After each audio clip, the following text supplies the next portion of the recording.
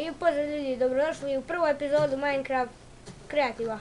U ovoj epizodi ćemo moj drug i ja da napravimo jednu mašinu koja ispaljuje strele. Sad ne snimam ja nego moj drug, a on će sada da počne da pravi.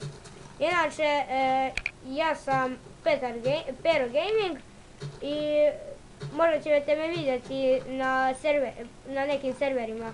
A sada da ja ne dužim, neka moj drug krene. Evo, za početak nam treba, može ovaj blok. Onda uzmite crven kamen, stavite. Onda treba jedan baklje. Stavite baklje ovdje 3, ovako. Onda uzmite opet kamen, stavite ga ovako.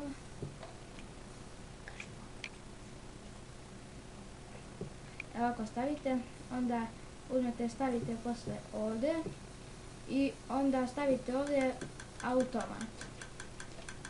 Onda uzmete polugu i stavite ovdje i onda desni klik da bi ovo ugasili. I onda ovdje malo stavite, evo ovako, stavite tu i sada vam trebaju strele. Uvedete tu, stavite strele.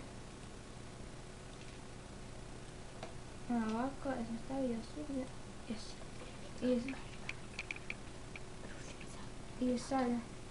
I sad pritegnete na ručicu i strele izleću, vidite.